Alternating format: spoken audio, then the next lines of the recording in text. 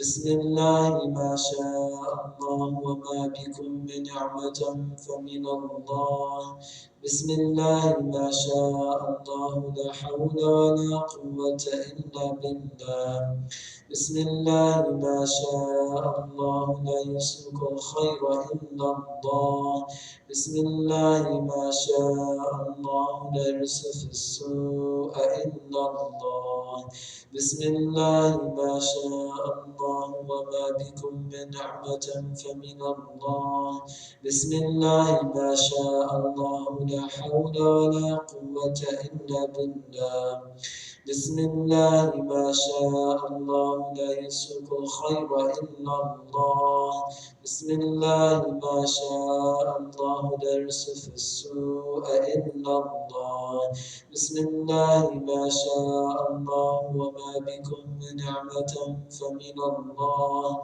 بسم الله ما شاء الله لا حول ولا قوة إلا بالله وصلى الله على سيدنا محمد وعلى آله وصحبه وسلم.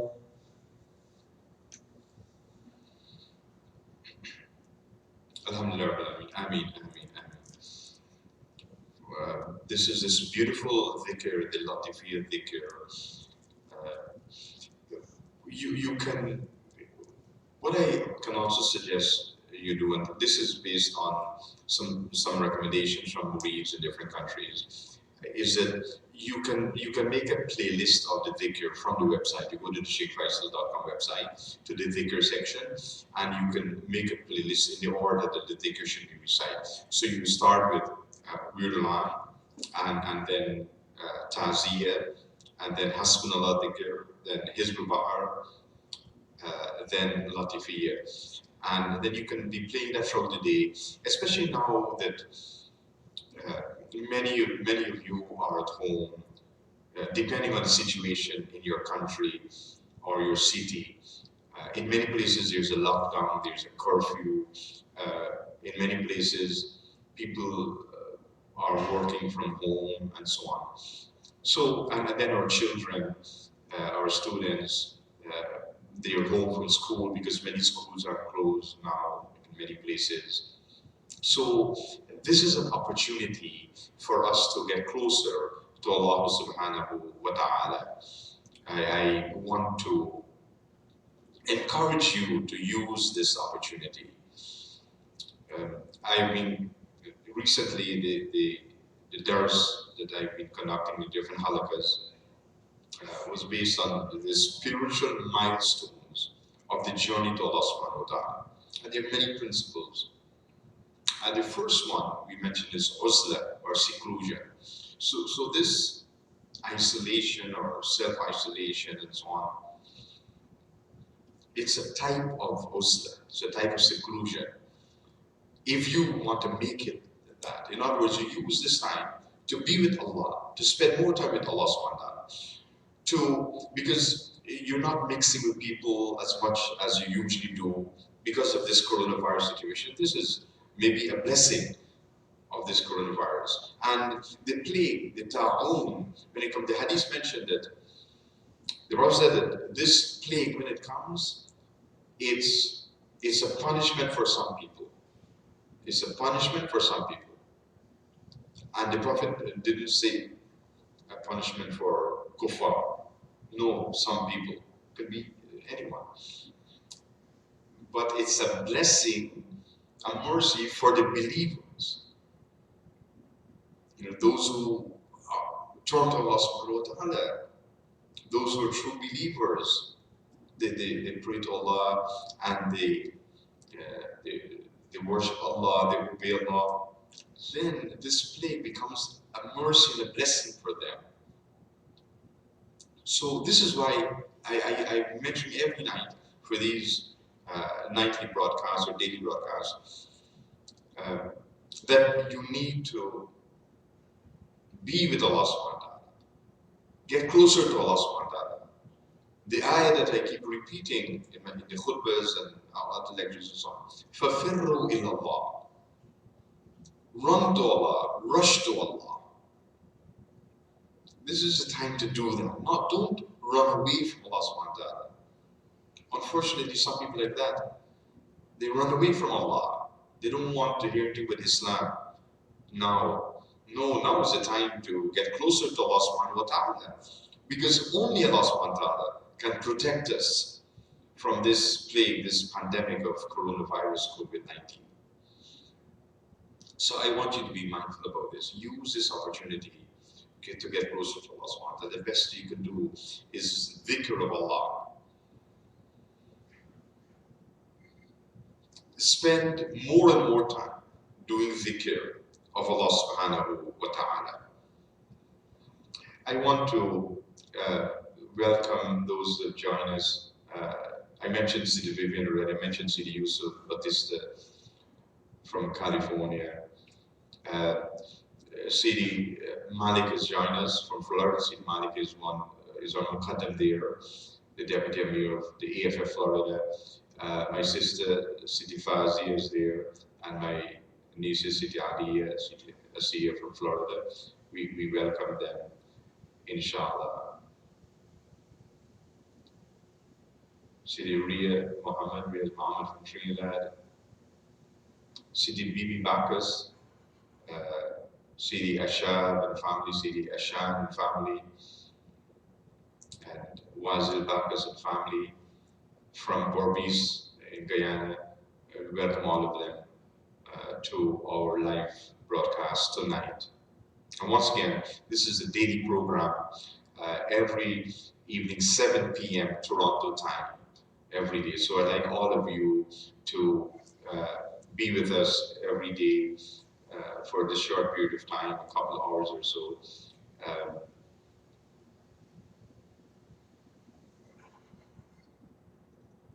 To join in this live broadcast. So first do dhikr together, make dua to Allah subhanahu wa ta'ala together. To the concluding part of our program, I want to make a special dua for tonight for protection from coronavirus. Allah subhanahu wa ta'ala protect us from this plague and protect our families and our loved ones. Protect all our murids, protect our tariqah, protect our Muslim community, protect our Muslim ummah, and remove this plague from humanity. As I've mentioned in our previous sessions, also I would like you to make niyyah in your heart, keep in your heart, whatever you want to ask Allah subhanahu wa ta'ala. For each one of you, you have your own personal dua. Whatever you would want to ask Allah subhanahu wa ta'ala for, keep that in your heart now, and I would include that in my niyyah for all of you, inshallah.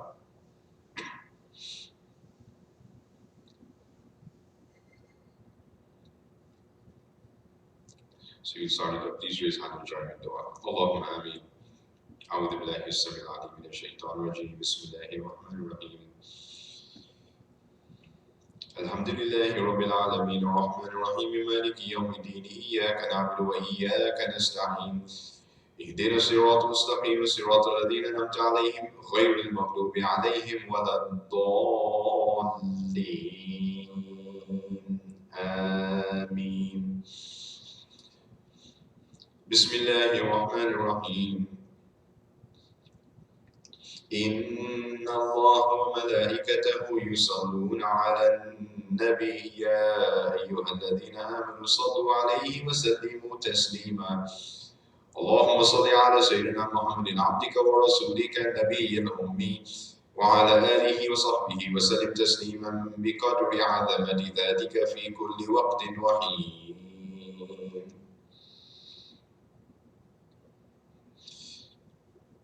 اللهم صل صلاة كاملة وسلم سلاما تاما على سيدنا محمد الذي تنحل به العقد وتنفرج به الكرب وتقضى به الحوائج وتنال به الرغائب وحسن الخواتيم ويستسقى الغمام بوجهه الكريم وعلى آله وصحبه في كل لمحة ونفس بعدد كل معلوم لك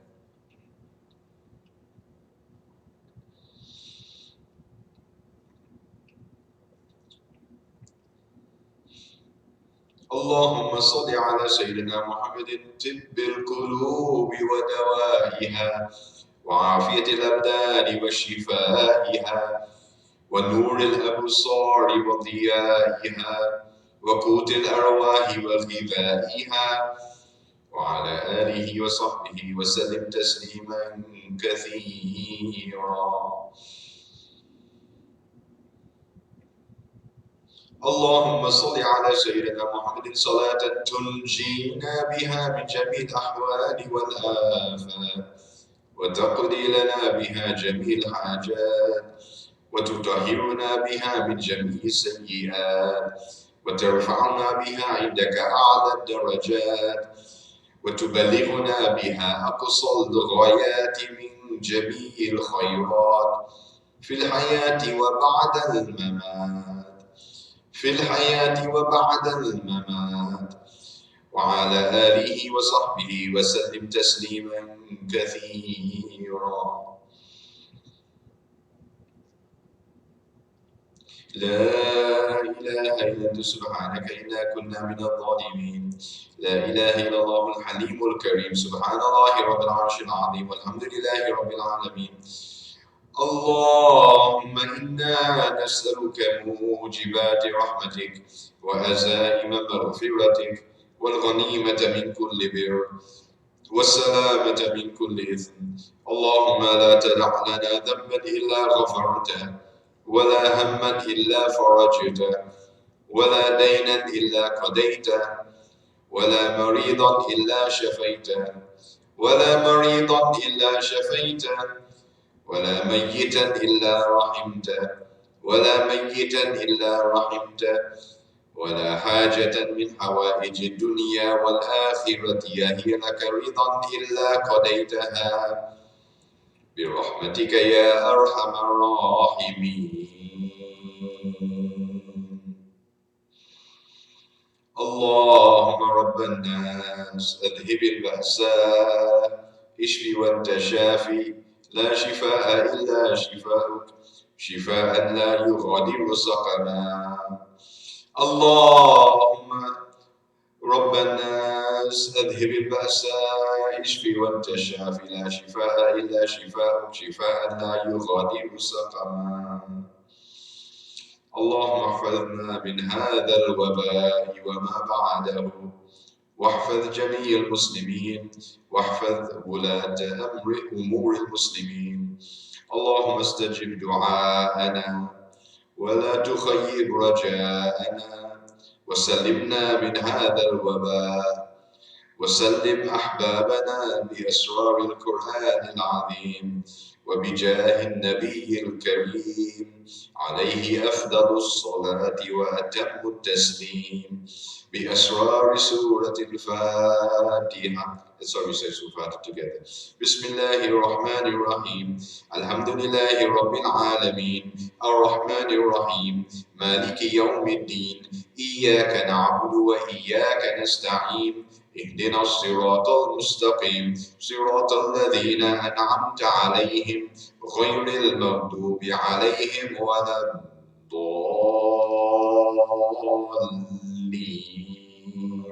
آمين. اللهم صل على سيدنا محمد عبدك ونبيك ورسولك النبي الأمي، وعلى آله وصحبه وسلم تسليما بقدر عظمة ذاتك في كل وقت وحين. ربنا آتنا في الدنيا حسنة وفي الآخرة حسنة وقنا عذاب النار، وادخلنا الجنة مع الأبرار يا عزيز يا غفار يا رب العالمين. ربنا تقبل منا إنك أنت السميع العليم، وتب علينا إنك أنت التواب الرحيم. وصلى الله تعالى على سيدنا محمد وعلى آله وأصحابه أجمعين. سبحان ربك رب العزة عما يصفون، وسلام على المرسلين، والحمد لله رب العالمين. الله أكبر الله أكبر الله أكبر. لا إله إلا الله سيدنا محمد Muhammadun Rasulullah. Ameen, Ameen, Ameen, Ameen. Alhamdulillah, we thank Allah subhanahu wa ta'ala for His tawfiq, for blessing us to do this special majlis, this special session of dhikr and dua. I want to, as part of our concluding remarks for tonight, once again to thank all of you for joining us for the broadcast, and I hope we hope you can join us every night, inshallah. If you can tell everyone you know, your family members, relatives, friends, other murids, tariqah, remind them to join us every night at 7 p.m. Toronto time for this nightly or daily broadcast, inshallah, depending on your time where you are. I also want to repeat a few things that I had mentioned in previous sessions. And there are a few things I want you to do as part of the guidance of Tib al-Nabawi. And first of all, for you to use black seed or black seed oil, either oil or the capsule. And they're available in Islamic stores and in some pharmacies have them also. Here in Toronto, many pharmacies are carrying them now, regular pharmacies. The organic one is good, organic black seed or organic black seed oil. And to use it every day, as much as you can. It helps quite a lot because the Prophet in Hadith mentions of the black seed oil, and we share these posts on the Facebook page that you can get the text of the Hadith and the references and so on. Many of the collectors of Hadith, Imam Bukhari, Imam Tirmidhi, and so on, they've collected these Hadiths that the Prophet mentioned. He says that there's something which is it has a cure for all diseases except death. Habatu Sauda, the black seed, is what the Prophet said. A cure for all diseases except death. Because everyone is dying. Allah subhanahu wa ta'ala says, Kullu nafsin dha'iqatul maut. No one lives forever. Right? So, other than that, it has a cure. So you want to use it as much as possible, inshallah, it would help. Secondly, for you to use a lot of vitamin C. Use a lot of that every day. You should be using at least 1,000 mg. And there's some tablets from you can get from the health stores and so on. Get a good quality one, good brand name, 1,000 mg. If you get it once, if you don't have that, they have a 500 mg, then you can use 2 of them in the morning, in the evening, whenever you're able to, inshallah. So a lot of vitamin C. And thirdly, zinc supplement. Get zinc supplement and use it, inshallah, as much as you can. So I want to mention those 3 things. Please write it down and use it, inshallah. Now, because of the situation of this coronavirus pandemic and the movement of people are restricted, we're not able to go out, we're not able to mix and so on, no large crowds. And we encourage all of you to follow the rules and regulations of the authorities, the health professionals and so on. And whichever city or country you're living in, follow the rules of that country. Different country have different rules. So make sure you do that. And really to stay safe. Take all necessary precaution so you can stay safe, inshallah. We are making dua and dhikr, yes, but we must also take precautions.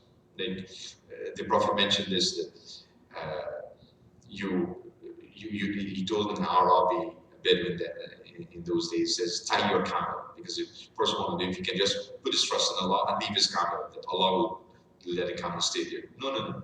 Tie your camel and then you place your trust in Allah subhanahu wa ta'ala. So the same we're doing, making lots of dua and dhikr, because we want to turn to Allah subhanahu wa ta'ala. It is only Allah subhanahu wa ta'ala who can protect us. We recognize that.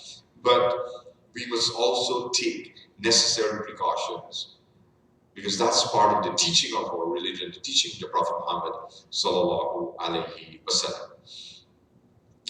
I also want to remind you that there are several ways in which you can benefit from our daily lectures, daily classes, and other programs and so on. The YouTube channel which you're looking at now, this is how we're broadcasting, inshallah. So if you haven't done so already, please subscribe to this YouTube channel, youtube.com/Shaykh Faisal. And then next to the subscribe button, there's a bell. Click on that bell and select all for notifications. So then you'll be notified whatever we're doing in terms of live stream, broadcast, lectures, and so on. And then on the Facebook page, we are sending out every day a very useful post. Whatever we're doing here, like all the dua and all the recommendations and suggestions, we'll be mentioning all of these things, it's all going out on the Facebook page. So I want you to go to the Facebook page, facebook.com/Shaykh Faisal. We will type this down, we will type it into the chat soon enough tonight, inshallah. So you can maybe stay on after we conclude to do that, inshallah. And then like the Facebook page, follow the Facebook page, turn on notifications for the Facebook page, like the post, and then share the post with everyone so they can benefit as well. And we also have a podcast channel. This is like a radio, audio lectures, and the channel is anchor.fm. So the link is www.anchor.fm. F as in Frank, M as in Mary, /Shaykh Faisal. You go there and you can listen all day to our lectures on different topics, inshallah, and these programs as well. And you can do that at home, wherever you are. Once you have internet, you can go to the podcast channel. And similarly, Twitter, Instagram, we have our pages there that you can access depending on what social media pages you are following. So these are a few things I want to mention to you tonight. Inshallah, we will do our ta'zeem now. I would kindly request you to stand up and join with us to do the ta'zeem, to conclude our majlis for tonight. Thanks to all of you. May Allah subhanahu wa ta'ala bless you. We Lord ta'zeem with the Prophet sallallahu alaihi wasallam.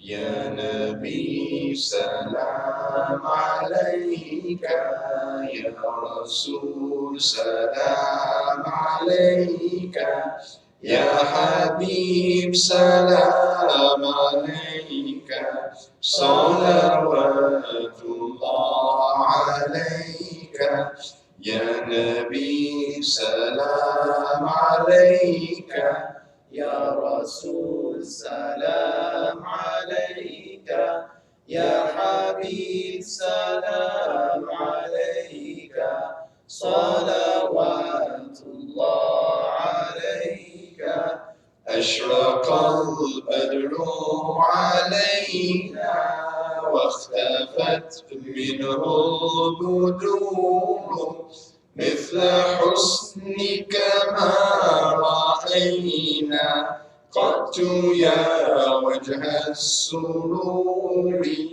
يا نبي سلام عليك يا رسول سلام عليك يا حبيب سلام عليك صلوات الله عليك أنت شمس أنت بدر أنت نور فوق نوري أنت إكسير وغالي أنت مصباح الصدور يا نبي سلام عليك يا رسول سلام عليك يا حبيب سلام عليك صلوات الله عليك يا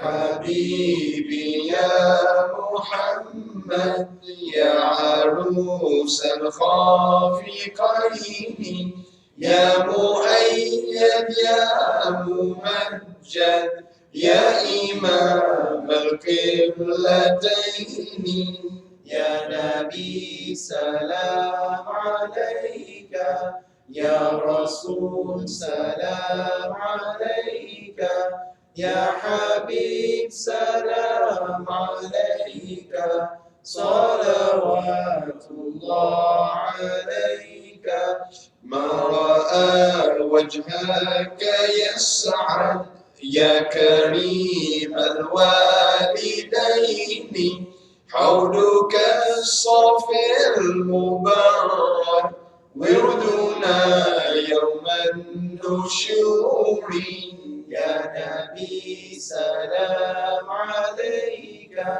يا رسول سلام عليك يا حبيب سلام عليك صلوات الله عليك ما رأينا عيسى حنت بالسراء إلا إليك والغمامة قد أضلت والملا صلوا عليك يا نبي سلام عليك يا رسول سلام عليك يا حبيب سلام عليك صلوات الله عليك وأتاك العود يبكي وتذلل بين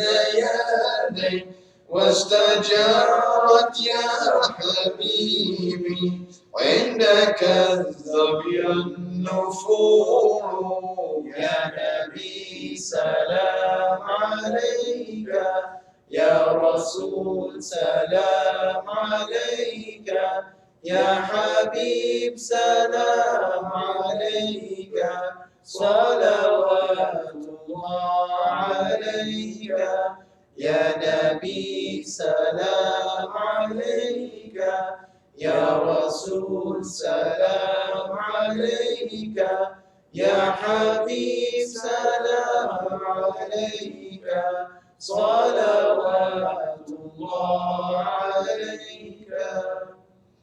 Allahumma salli wa sallam baraka ala Sayyidina Muhammad. Inshallah, we do Fatiha to conclude our majlis for tonight. May Allah subhanahu wa ta'ala accept from us. May Allah subhanahu wa ta'ala grant us Qubul. May Allah subhanahu wa ta'ala grant us Tawfiq. May Allah subhanahu wa ta'ala grant us Ziyad so we can do more and more for His sake and pleasure. And He accept from us. ربنا تقبل منا. ربنا بسر الفاتحة. بسم الله الرحمن الرحيم.